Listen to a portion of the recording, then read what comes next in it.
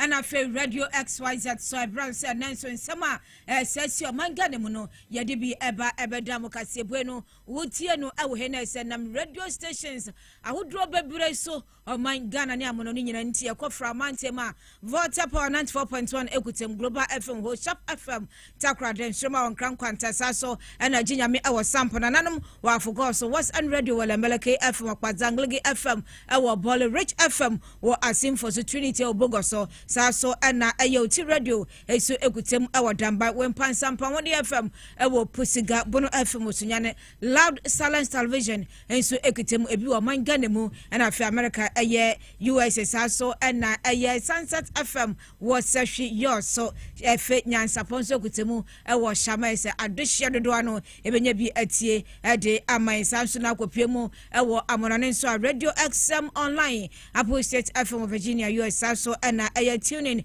eye Power 979 Daisy Radio ewo tli adapa ewo Paris G Live UK OPD UK and afi eye my xyzonline.com kasieno ye kruchiri ni nyina ediego saso na kopemu wo multi box no so wetimi atie yen ewo Radio XYZ na so wa share na afoforo nso enya nsem no bi atie de amai comment no ni nyina so abiribe mebekenkan na ye de amam na wi abire nsem a ye kuchire ade abre no edima akotinu ebi ane se ene appointment committee se abomodin akotena se na nsem no nipa ya bo mudin nsem koya dwuma ewo Supreme Court ne no omututu omanum na je se wose agye omutuma agye omutum ho nsem no obete ewo Kasiebo no emu ne no aka ho bi amonmonyafo Alexander Fenyomakin watu bia mane mampanyi ya wachese temuafo makoma konson ya mampani apa wom no eni nyina so bia saso anane no tese eye yisi so behwe na ensem ekoso ewo Abrekuma North abato wonsensem achi no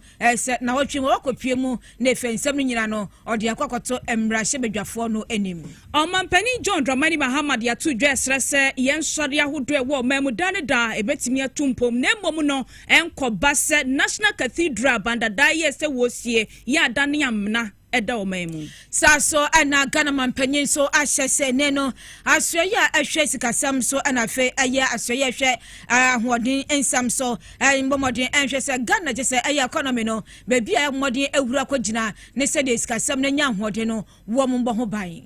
Asye hwe ojahoode so wo mamudi atodwa wo chese wo yentoto yahodo se ne beya ye ka ye energy sector no anema ebegina ne naso saso ana osofo hwe aya kuayo ne onsam so ade atodwa se drip machines no saban behwe na tese wa chem na se obia nya bi na akwanya ase no omatimi ade asiesie saso na brekro na so no ye se kuayo so no ye de bibeye na aboa na omai Ghana embassy ba ku ye no ewo Tehran esan tokwachene wayi ama ne homere so ewo Iran ene Israel for entamunte no empanifo kire se wono atum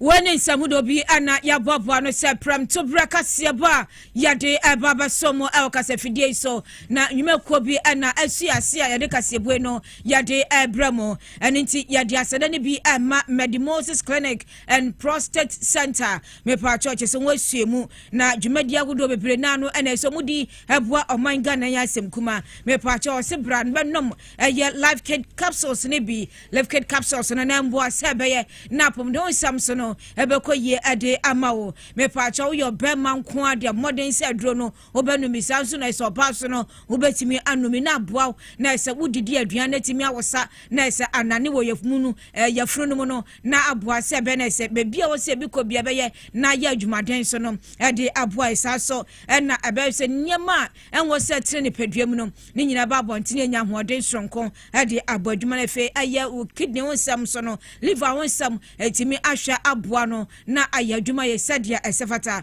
me pa choko aye bebi atondro bia obenya bi ato na pese wotie hu nsem yi abomodin so be frɛ 0244068447 0244068447 na ese wo so edropa yi aye live kit capsules no wonya bi anonom na atimi aboa sa so enobi abie salum papa bia so mu ya adwuma ho omo so mpe nipa aboa fo munum de no munum se de se bo tire se ba rasta ni kawro na omo ye hu adwuma papa no ene omo aye adwuma nti modern ase se opese ko ye adwuma ni bia wo be fra 0246 473 271 0246 473 271 na oni omo nkasa no mo mbo na so adwuma no wonya bi aye saso na solar natural clinic eso ebu echidom na Kasiebo no ye de abrome pa cho ya resabia ya dwo tumu se so du ho kidney ho nsensem obehwe ati asete ade ama saso na liver ho nsem awo ho nsem anana so ba bia tata hyehye ahono je se wompe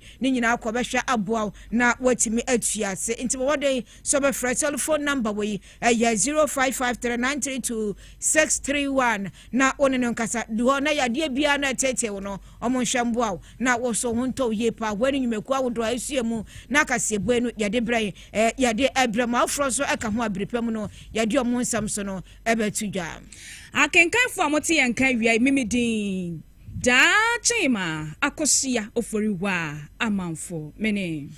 akuya Grantma yabadebra na Kasia no nsima mu nyira nso no yade ato manim na na kopiemu ayambra hyebedwafie na sedwumadi asurunko bi akoso a anya asem kuma no nyina ne se mra hyebedwafie eye appointment committee no atena se ema nipa bi ese eye Ghana mpanyi abomuden so monko Supreme Court enkoye adwuma emboa se be na tantere no se be koyie no ene amo tototo amo no amo vati amo ehun se sani pe no yanju amo ntum ana asempo no chese yemo mu nyina chese so mko Supreme Court adwuma no omu ntimi enye ewo eye oman Ghana mum na se sa adwuma die nti ene no eye ade adwuma die no ma sha ase ne nyina no eye chese Ghana mra se Ghana mpanyi agina article 144 clause 2 so se eye afiapma hankro de okromienu Ghana amemu mra na se constitution eye no se wabo sankrofo die nam so na ne chese eye parliament nso no mra hyebedwafo no appointment committee no tutu omano aboa se be no dwumadie so betimi akoso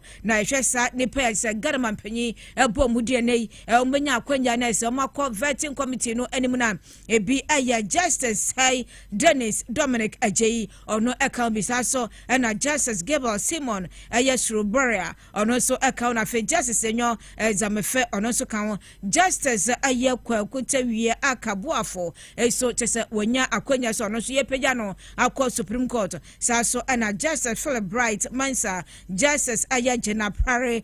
Battles Kojo so account bi na fe aya Justice Hafiza Ta se aya Amariboba omunyina chese akwakoye adwuma ne no adwuma de bebre na no na se omututu amano na atimi aboa ne hwesa adwuma de ya ekoso na se emra Justice se aya panyiponya akwanyo senyo jamefe ekogina committee no anim no ode nsam se tudwa wo mbra na se committee no ebisebisa ne nsam na nsam ode tudwa no moma yentie bi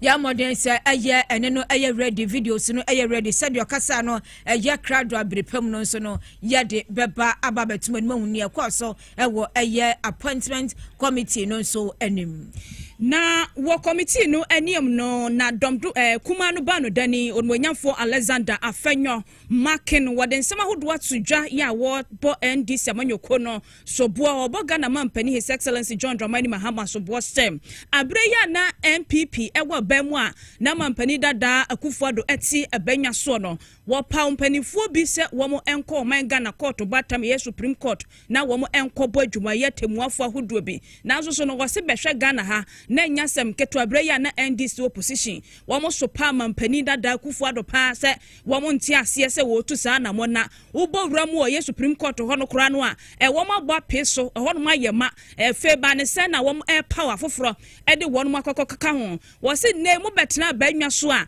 ma power fo makoma konson eso mo do mo ko Supreme Court so mo konkọ boa enkobo adwuma wo so wo ti ase wo sa kwan so a enye yie orumonyafo Alexander Afenyo Markins. We convene whilst our Chief Justice sits suspended through procedurally questionable process under Article 146 and 296. An executive that suspends one Chief Justice while installing 7 new justices is not filling vacancies. It is reshaping the constitutional order. The appearance of institutional capture is inevitable and constitutionally catastrophic. The Supreme Court has abdicated its constitutional duty, repeatedly refusing to intervene when fundamental principles of natural justice have sympathetic violation. This institutional cowardice is constitutionally inexcusable You will inherit a court that retreats into comfortable silence when courage was demanded. Unfortunately, Honorable Chairperson, this government's double standard is staggering. The same NDC that relentlessly opposed Justice Sophia Benasco Essa and Professor Richard Frimpong Opon's nomination under President Akufo-Addo, crying that the court was bloated, now presents 7 nominees simultaneously. Where was their concern about court size then? This gross dishonesty and rank opportunism insult our intelligence and constitutional processes. When 2 very qualified justices sought appointment, the NDC screamed about judicial bloat. Now with 7 nominees, they discover urgent constitutional necessity. Such breathtaking inconsistency exposes an administration driven by political calculation, not constitutional principle. To our nominees, you seek to join an institution whose legitimacy rests on public confidence in your constitutional fidelity. You must become guardians of our fundamental law, not instruments of executive convenience. The Supreme Court's authority derives from moral standing, not political alignment. True judicial independence requires constitutional courage, deciding cases on law and precedent, not political preferences. It means protecting minority rights against majoritarian excesses. It means sometimes disappointing those who appointed you because the Constitution demands nothing less. This committee bears solemn responsibility for ensuring only nominees demonstrating unbending commitment to judicial independence receiving approval. Eyon Wanyafo Alexander Fenyoma Kings and Shmama Yatrin Kewono and a year penny on that drum Kumana no, wom Rashebe fear futu Rashebe and no, and a wobo and this Yaman Yokono Shobose, a Breya and MPP wa Bemuno, Wamufa judge for be at the Womo Echo Supreme Court to her, Nanso a woman yet de Bob Banachis and Afedia Ban, Samo Baya, Mabe Tokunu Efri Honomo, Ed the Makuma Conson, and Aquacoguo. Nanu see ya pet, and a penny or no that dom Dodwanano, Rashebedwam won wanya for Mahama Yariga one so what day Nensam Tuja watch us a somewhat won wanya for Alexander Fenyoma Keno a Nina Ekan a Nina Swabia Esan say Uko Supreme Court to Honma ya wa judges be bre Honma one more drum penny fierce or one more corridor they say one more bedam pint was see a nyabi Eddie one more shower not to Konusu as Abre ya suspending no and penny 4 Efa Emra Quanso and a 2 sa anamono. He speaks about the ongoing process relating to the Chief Justice, Justice Gertrude Tokono. I first and foremost think that this is not the proper platform to be questioning the processes involved in relation to Justice Tokono. I think it is inappropriate, but let me just indicate that there is nothing procedurally questionable in terms of the processes that Justice Tokono is being taken through, because the Constitution is clear in terms of what the process is, and that process has been followed diligently, and efforts to question that process in the Supreme Court has not been successful. And so I find it inappropriate that before a committee of this nature, the minority leader will be questioning the process. And on the issue of accusation that this government is engaged in double standards, I think that is also not appropriate. The nominees are before you for you to vet their suitability, and to say that this government is engaged in double standards is totally inappropriate. I was on the appointments committee when the 2 nominees were rejected, and let me indicate clearly that my side of the house advocated for the rejection on the basis that at that time the anticipated retirement of some judges which would have created a vacancy hadn't taken place, and there was no need in anticipation to be appointing replacements. And we also argued, and I do not shy away from that argument, that the then president had had the opportunity to nominate so many members onto the Supreme Court. And even if some judges were retiring, he should give the opportunity for an incoming president, given that we're so close to elections, to also have an opportunity to also nominate people to the Supreme Court. It wasn't clear who will be the incoming president. It could have been an NPP incoming president. It could have also been an NDC incoming president. That basically was the crux of our argument at that time. For Mahama Ayarega wono na that dom dodo no ano wo mai mumra shebedwa fie ene odi ni cheche mu atudwe na yabasan akwachi na nsama aya just jamafa ade tudwa wo mbra no mbisa ne nsam ewo appointment committee nanim no yade atwaso. On the 30th of September 2021, my jaw online reported a statement made by you whilst President of the Association of Judges and Magistrates at your conference, annual conference. I want to confirm if indeed you made that statement, then I'll proceed to ask my substantive question. Honourable Member, do you have a copy of the report? You have to take a cue from your leader. Your leader will always bring a copy, and then what you are referring to. Sure, Mr. Chairman, do you mind if electronic copy? It's an electronic copy. Yeah. Okay. Okay. It states as follows: it is sad that judges in Ghana will have to fight every year for their legitimate allowances to be paid. It is sad that the leadership of the association has to personally trek to the Ministry of Finance, Controller and Accountant General's Department. We have to fall on friends at the seat of government to push for such allowances to be paid, he said on Wednesday. Please do you confirm making the statement? Yes, Mr. Chairman. Okay. Now, in view of this, how is judicial independence compromised? Does this affect judicial independence? No, Mr. Chairman. This is just simply about lobbying. Lobbying, which everybody does if you want something. Thank you. Now, follow up, Mr. Chairman. If a friend of yours who you lobbied at the presidency also comes to lobby you, a friend of yours who you lobbied for your allowances to be paid, also comes to lobby you in respect of a case before you, what will you do about it? One good turn deserves another. One good turn, they say, deserves another. What will you do about it? Mr. Chairman, as judges, we base our decisions on the evidence and the facts, not on friendship. So if I are falling on somebody to press something, not for me, but for the association, I was talking for the association, and that person appears before any court, not necessarily my court, the decision will be based on the facts and the evidence, not because of an association. Thank you.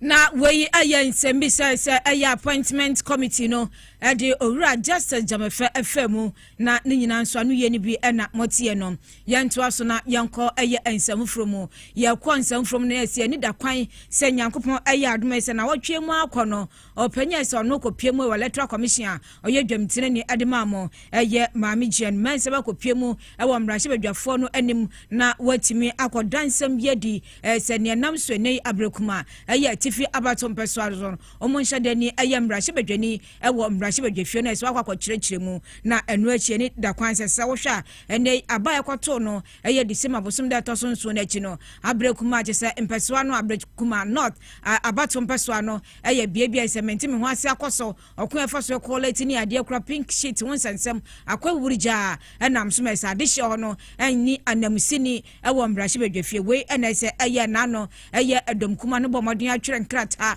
petition ade kɔma ɛyɛ mpanyimfo a ɔmo police adwumakuo no so ɛto nsadeɛ from so modern hwɛ na electoral commission no ɔmo bambo a tise mu dɔ na mu mia sɛ bɛ na so mo kɔtena se so mo collate so mo boaboa mba no a adehye wɔ abrekuma not ɛto yɛ no ɔmo betimi aka isiesie no na yahwɛ nipa ko di nkunum ɛwɔ abane mu na so no so nya kwa akɔgyere mu ɛde apre ama adehye a ɛwɔ ɛyɛ sɛ abrekuma atifi abato mpɛso no so na no ɛne ho hia sɛ mmrahye badwafie bɛhwɛ na mafrɛ maame Jane Mensa akɔpie mu hɔ na efe nienam so ne nia ɔmo yɛ ɛde aboa na asomdwa ba ntem hɔ no matimi nya mmrahye badwani ɛwɔ abrekuma atifi abato mpɛso no so no ɛno so akɔso saa ɛde ama adehye nti yɛhwɛ kwanse nche bia no bɛkɔ na akɔkyerɛkyerɛ nsɛm ne nti ade asi wɔ hɔ no asi ɛne ne ɔno so bɛyɛ na aboa na asomdwa nso no atimi ayɛ adwuma nso ɛwɔ hɔ.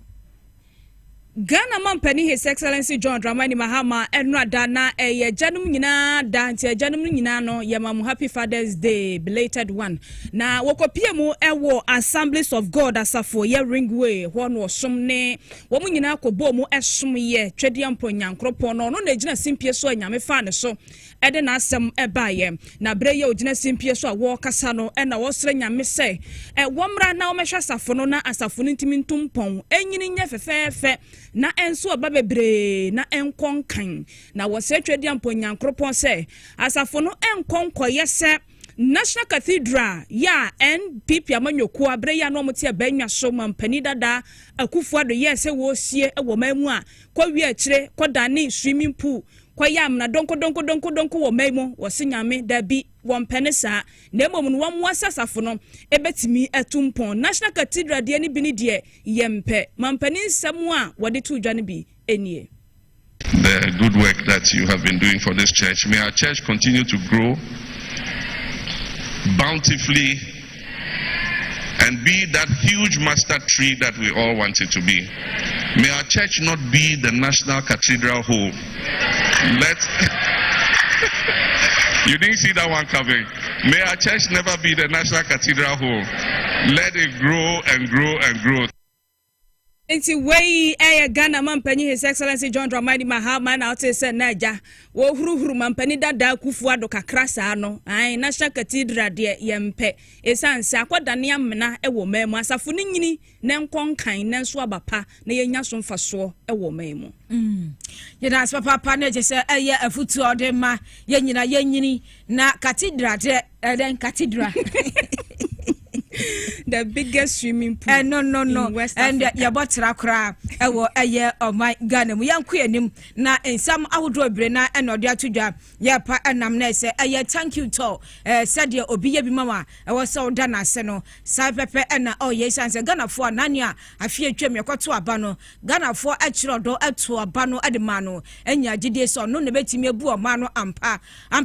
oba ye no so no chese o watimi aya nuoma atoto yi a enya asem kuma said ye hu no eye adanse se Ghana fo de kokromotie koto aba ema no chese se bi ya ye ho aboro na no ana osre na se eye energy minister sa so ene osofo chese o hwe sikasam so mo hwe amboa pa na Ghana bebi atimi agina na nyame adom sidi atimi abafom a emre bi atwam na 17 ne 16 ni ade no ene abafom ko eye ya hwe se modern boy atimi abono ye betimi aboho ban pa o se nei okopie ma Israel sentokwa bi chenchirenche epegya ne ti a enya asem kuma Israel na fe Iran ntokwa ekoso no se enya nsunsuanso bone ewo mangana so ene nti asue mienu nkom ntoma mbo ande pa so meya dwumaden ade aboa na mfaso ne nkankwa Ghana yetu anamo yenya no yentimi embo ho ban simo de tudwa no ebini. Despite the work we have done in stabilizing the economy, Ghana is not immune from the shocks of global events. Recent events in the Middle East, which involve an exchange of missiles between Israel and Iran, have started to escalate crude oil prices dramatically. I've asked our Minister of Finance and Minister of Energy to keep a close eye on the development and model the possible impacts on our petroleum prices and prepare measures to protect the recent gains that we have made. na we anansema Ghana mampanyi yewra John Dramani Mahama ade tudwa na wasresa ahwehwe Ghana sika samso ne ahwehwe ogya hoden samso omanga mu no enhwe mboa na ese ne ekoyi nyina no emma mekan na yetime gina na nso yie na hwe ogya hoden samso omanga mu wo mo de abetudwa ya wo chese wo mo de hye pahodo egu akwan mu ye nyina nim sem dada se energy sector levy wan Ghana cedi no kan na dua yi na ehhyase ayadwuma ewo mai emo nanso esan kitanwudi ahodo bi akoso ne keseto bi a hatimi akoso mpanifo ahodo entamtie no GR mpanifo atwe asensan kakransa ya wo mo hwe ni mo amma keseto na timi akonkan ansa na bi a obesan dia ba wo ma hwe asan dia ba bio ne no na hwe no dia betudwa wo chese sa sikanka enne hyase konkan ya enka o my Ghana sika de bebre ne sombo pa beye 5.7 billion Ghana cedis no wokyeremu a afibia no ebetimi di abra ma ye energy sector no etimi aboa ma egya hoɔden mu nsɛm no egya ne naso aba ne sei no ahye no entena ho enye nhwehan sɛ abasa ade a wɔn so tena ho edo onsa hwom dabni fam ahwa ma nkania dundum atimi akɔso ɛwɔ man mu wɔn bɛpɛ kwan foforo bɛfa so na wɔnya sika na wɔn de abo ahye no ho ban pani a wɔkasa ɛde ma sa ahye ye emonyamfo Richmond Roxen ɛna no pay ɛwɔ Radio XYZ so abreya na ajawusu eti adwamu ena ode san chechemu yi etudwa abiding part of the Energy Sector Amendment Act 2025 what it is that it seeks to introduce one Ghana cedi on some petroleum price and petroleum products to share petrol because of one cedi to share diesel because of one cedi to help the power sector. Now okay, so implementation started last week 9th. Now, Osha, by the time I say starting, the OMCs raised some issues in the thinking of the government. Sabani say those issues were legitimate. Because I started at 16th. OMCs to unpropose here. What the government has done is Abana is further consultations with stakeholders, looking at the factors, and has decided the implementation should be put on hold for now. Pending the factors about a review, if the factors become favorable, and I say the government's analysis should say the impact will be minimal or will be less on the people of Ghana, then we can go ahead to implement. But I say, when the government passes acts, one thing that we kept saying about the kind of thing, the government is not fixated on taking money of the people of Ghana. And yeah, buying the president per se by force are only introducing taxes to enhance revenue. No, that revenue was introduced to deal with the power issue. Liquid fuels and carbon. The binary side completely said if there are challenges at any time, no, it is open to review its decision depending on what the factors or the indicators are. This is one of the measures that they are in place to deal with the issue. Way ayon monyamfo Richmond Roxen na adeshmama yatse ne nken wo no ne panika samafo e ma hye ye hwe ogya hode so e wo man emu yanto aso na yankue nim enei osofo hwe kuadwuma ensam eso owura Eric Opoku ede atudwa na wakyerem se ejese eye afidie mumnuntum aben ekrade bai se drip machines no o se no mbehwe no de ewura mansia wudo nyina mu bebi ese afuo mu kwan da bia no o mu be siesie na aboa o de sansem atudwa ejese emra no nsam kyerofo ko hia ye ewo asante mantem se be na kuya yo nsam ebetimi akonka bia na ese ndo ba bi ewo afuo mo se be kurum nanso kwan ye ntino entimi mba ni nyina yo hawa se eda ashe no so mehwe na etimi aboanse mo da ne de no ebini. The previous government procured some equipment for all the districts in this country, and it is the duty of this government to ensure that we pay for those equipment and then also make good use of the equipment. What we intend to do is to provide all the districts the financial muscles to be able to provide food and then use the available equipment to develop all access roads in all the districts. And that will make it very, very easy. It will make it easy for you to cut food from the farm to the communities without any difficulty. So that is our strategy. In fact, last 2 weeks, a contract was brought to my attention our people were preparing to award contracts for the construction of some roads in some rural communities, some agricultural districts in this country. I asked them to stop because we have the equipment there. What we need to do is to give them the fuel, give them the relevant resources for them to use the equipment to face the roads, instead of awarding them on contracts at a cost far, far bigger than what we can use the machines for. Now, we are in Eric Opoku Adituja. Asye hwe o man Ghana ne amahodo entem kitawode nsensam so wo eden krata betuja ya wo bama ne sem ene ubowram ewo Iran ena fesu Israel ya nyasem kuma wo honom tokwachene wapa ena ama ne homene so na nonam so ama pani a woda so ye ano eyonumonyamfo sam okuje twabla kwa wode abetuja ya wo bama ne se esansan tokwachene wa ya ama ne homene so ntie no o man Ghana embassy ye no ewo Tehran eman no emu na sempo ewo Tehran no womu etum esansen tokwana no ohyepa wo hwe atu ahodo edi ahim topa ya ahodo edi ahim nam so ma nipa ahodo bi na mu ehwere won mu enkwa no a akoye se huhu ya we no akoye ohaw kesem etinei wode aba betudwa ya wo boma ne se tenten so embassy ye no ewo Tehran no womu atum emprempren yame no ekasai womu amana so hormo a wode atudwa ya wo chese Ghana de hye bia womu ewo Iran man no emu a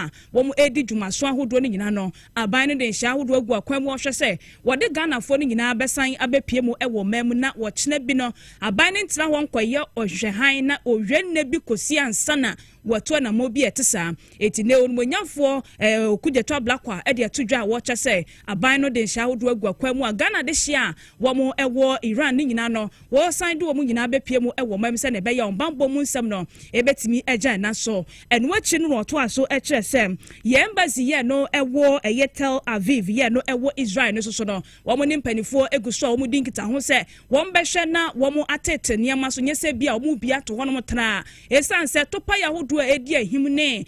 tu ahodo edi ahim na hwe yi a o kire bi no ebekofo ha kese pa ban to womu so no womu guso womu eto kesa hwe se Ghana de hye ya womu ewo Israel ne potam nyina no ebrepam no obetimi di safo ni nyina aba beka ye ho ewo mai emu na o kire bi no owie ne bia enkonkoto o my Ghana.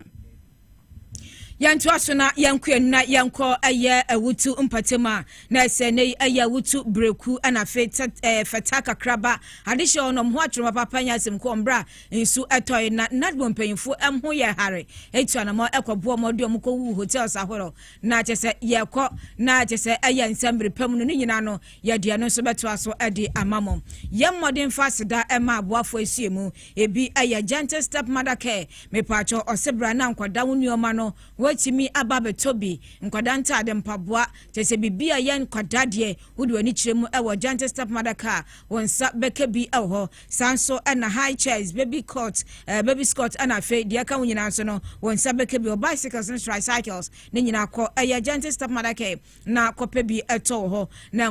mu amabia school amope nkwada wuniema no mudi mani kiro so metimi atobi e de akwa kosiese school nkama na mankwada no so ani age omo eye incline omo eye Spinters Road omo Bempo Gas Furniture saso namne Absa Bank no edi animhwe from awa 0244238477 0244238477 na dia opebia no mbo anamso niefa nkwada ho no wonsanka eho saso ana accident bi nkoma mensa ka mepacho dwumadie no adaso agina ne naso papa nya asem kuma ne hia ne so befa phone na wadala *274# na ise we choose Power FM no di prompt no achi na se wo so di abetwa bia no wonsa betimi akasika ewo mu we ye frɛ no sika abafie sika aduom no edoso panti kwaso na twa 55 cities a eko na se 50,000 Ghana cedis no wo chefe wo mu so no wonsa etimi aka na aboa saso ana SYZ marketing department ye promotion ko ade ama adofo bibio hwe yen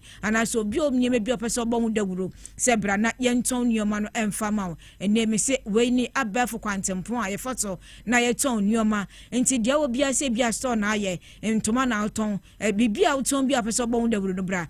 kuma bi na abetia ni abosa dawuro ni nyina ade ama woni marketers nkasa ewo 0533825870 0533825870 na esenhye pe ho no ye no ye na ye mboambo dewuro no nso emfa ema saa so ne de aseda ne bi nso ema natural mineral water me pa cho eyensi papa enso krojen no bi ne entimi mbo adwumedi abedi bia no febi so mo ahwo no mo nso mo ni enka mansu bi omenom na yade bi besi wa chire okome kom shop bi ebe won sabeke bi saa so na badwuma mu hanso a won sabeke bi fra 0596 273 546 0596 273 546 na fe won so watimi enyansu papa ne bi nso anom na aboa saa so na mega cash lucky boss jumedie no eno so ewo paise no so betimi afa so enye sika na etimi aboa dollar star 426 star 5 hash me pa cho star 426 star 5 hash na chuzu ni apeso otwa bia no so no etimi aboa na nyoma so akoyi diamant bribia obetwa no na sika no so no won sebeka kasie pa na etimi aboa do fie gina we sie twa ho se mato e ba diaka ya de atwa so de amamo.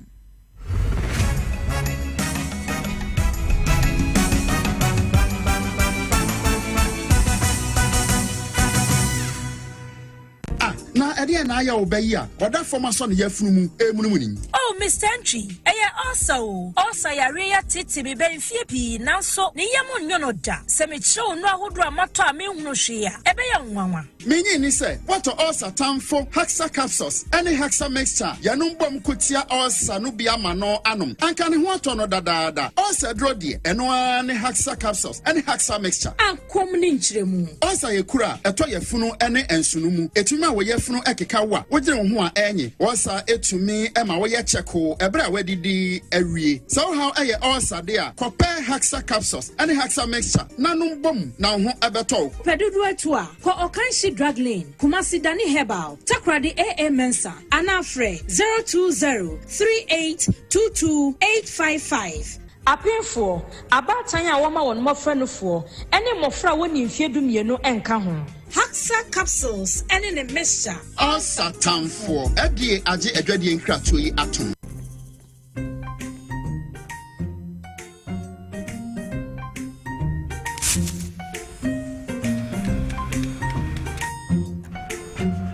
Mido, Ghana Biana. I'm for you have a soon every time upon I just a baby shit. Mangashi. Junior!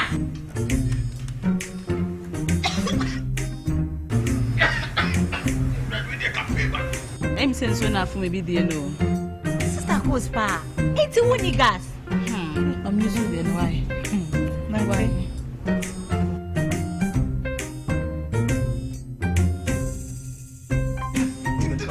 Down Yankana wa.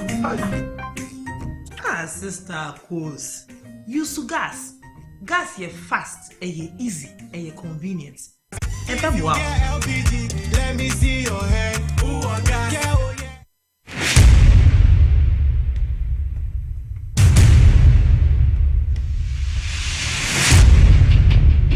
The average human body mass should have at least 60% water for optimal performance in any physical or mental exercise. We can help you maintain it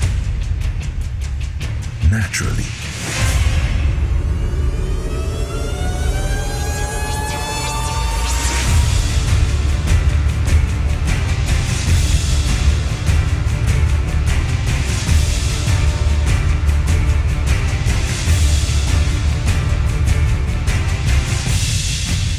Natural mineral water.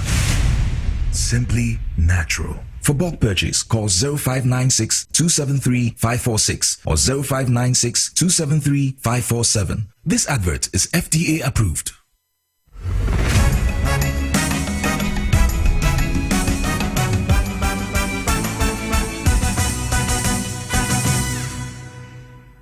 Yadama samo chene ya kwaji aboafo nkrato bebi aduna se eye nigedie kase ya adubia enim piesie aye kradwa enanso de ekoso ewo entertainment industry ni mono enyomtofo no nsem nkonkonsa kakra ode ni nyina nso ebrei akwa badubia Yay, very lovely. Lovely to you too. Thank you. Now,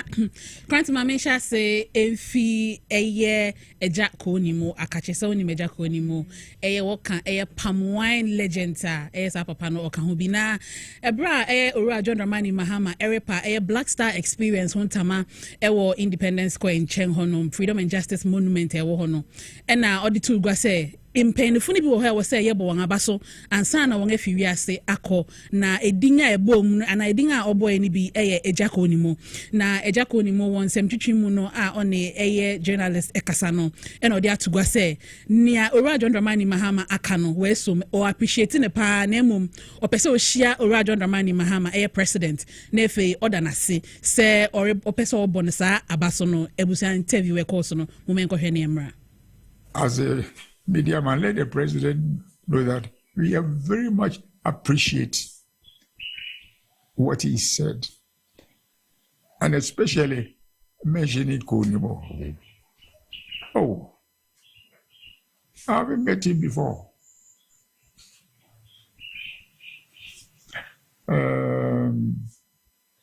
You see, it's very difficult for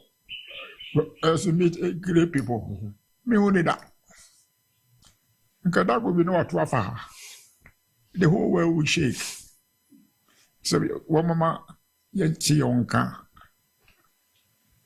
I've been shaking before. As for Nana, I used to. Tina Krantama, Ejako ni mo no ne kafu ide ena na erchichen komo na yeko ene kwhwe no se fida no yebo kakra ene nenso yenga bo kakra dia mamu na yemfi ho ne yenko eye dome eye diaspora dome eno ewo Legon na eho na pep students for edi dwumedi bi ewo ho na dwumedi a wodi wo ho no ye se eye black and white show bia wo ye na black color no na eye black sheriff eno gina ena white color no eye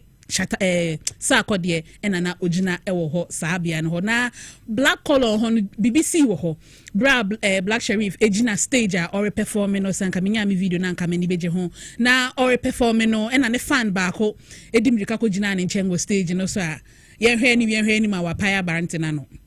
into share TV XYZ no so a ohun say won security funa grabe abrantin wo ho na some black sheriff kind of cry say oh abrantin na paya ma no me go tie nsem we ni emra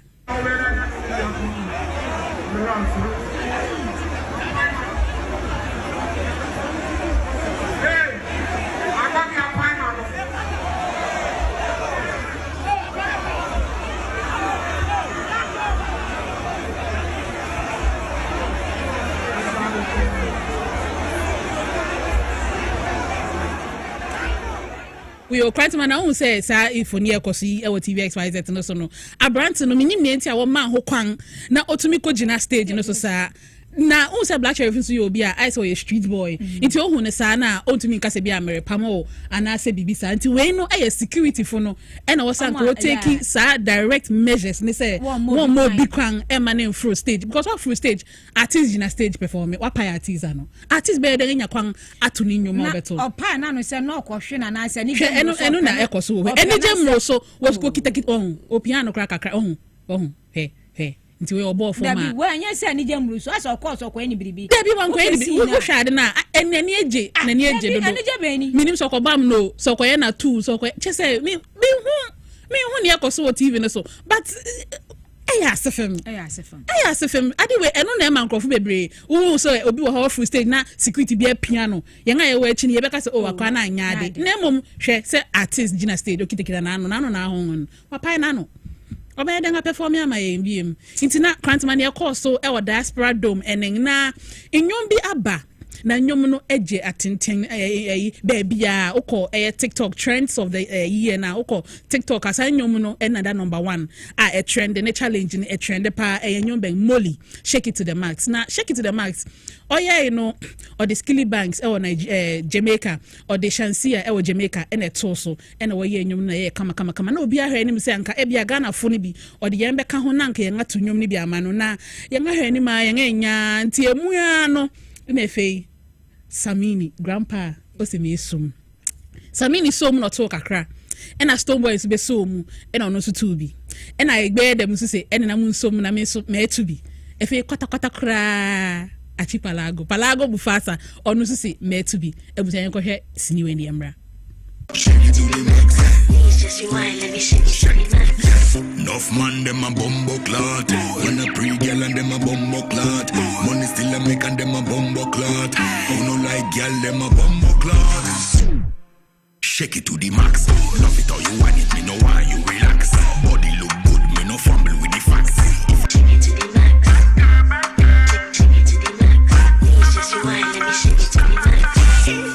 Woman, you physically fit. From the way you want, you are the baddest in the place. Shake it to the max and make the dollar bill spray. The back of you there, why no be play? Woman, you know say you belong to the upper echelon. Be a fatty na the body, no silicon. I hear a fatty bring peace in a Babylon. After the after party, let's get it on. You know it is a money coco. Fully active. Don't get him. Fully.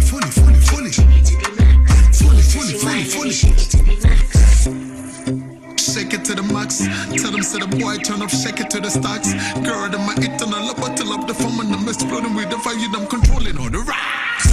Girl, a dirty wine for me. Booty can fit in my jeans in me. See the wine from a Molly, baby girl, relax. Me then we be masked. The last time that I met you, I told you point blank that I'm crushing on you now. I'm going crazy about you. Now my AC was so fun. Wow. Ghana haye wadi Grant man nyame boma oni nyina no nipa for no hina de na ofi bim bless his emperor majesty na bim maybe say so Ghana for the ndomi ba outside where artists no so mtimi som Emma omo promoting nyom ni sana there be any say this be a wo feature bi wo feature nipa we na wo feature ana say e bi a wunya international body bi a wotimi promoting nyom wo say Black Sheriff say international bi na be fere wo wo say there be say Black Sheriff de ne say no empire you know they promote ono ni nyom ne man to the world these guys and as artists e ko fa nyomi shake it to the max na omo obi boa promotion and ideally we boa promotion but amanfo bi kwa keka say enyom wenye fe na mba boa yen promotion cause enyom na kwa awie o perform will be yeah o perform will be intino obi aka you sana amanfo kan obi ansoma moye e na mubo enyom ya maye enyom no ye pese anka muje mu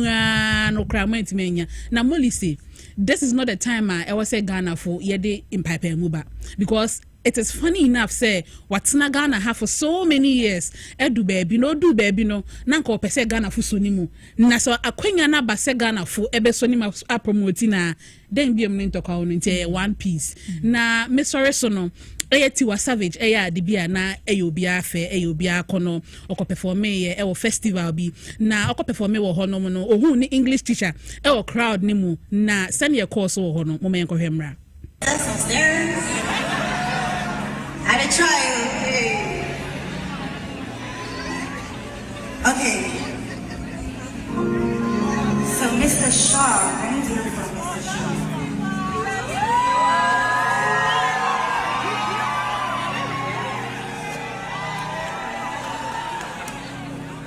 He was my English teacher.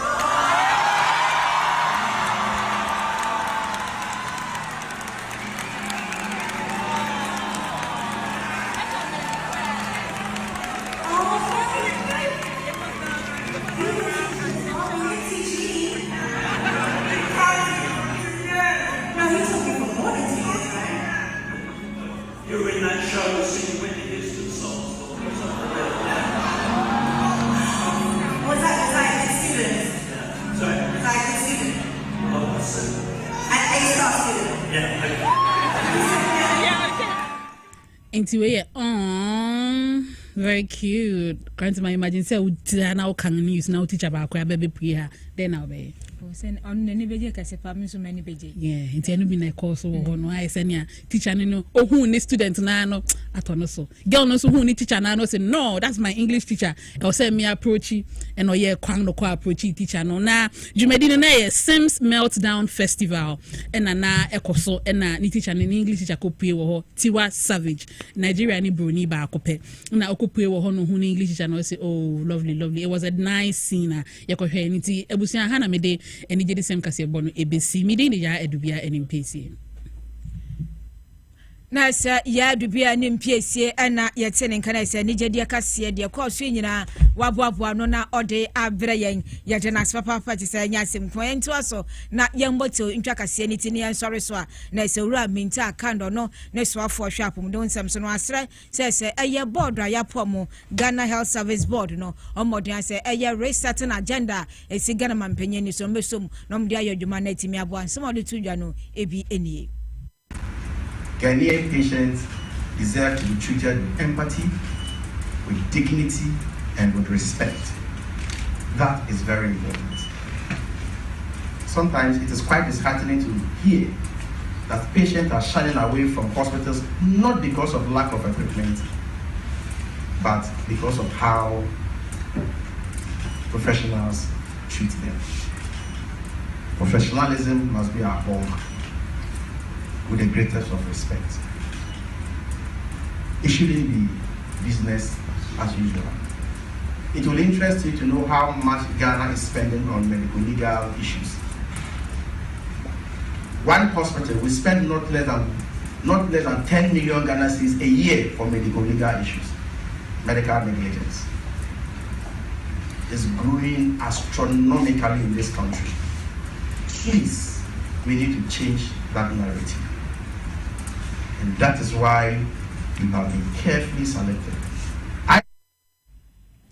Na we ayansem owura minta akando so for hwapom de nsam so de atu dwana ese no so ne begina na ensem eboabo no de beso mpram to brebrum so no ye de nyina ese da tim no ase amma poma chicheku edi animu akra kofi da akon eka ho adwo akwa achewa ye dubia ni mpiesie kofi abrante ene eje se eye tim no nyina ye do bia ase na Elizabeth Tego na fe gift yourself so ene ese omhwe esiesie ho de maye abrebia sa so ne be kenkan ma mo no medin edi akuya grant mamene da chima akosia oforiwa amanfo yemamu nyina mo ene hwe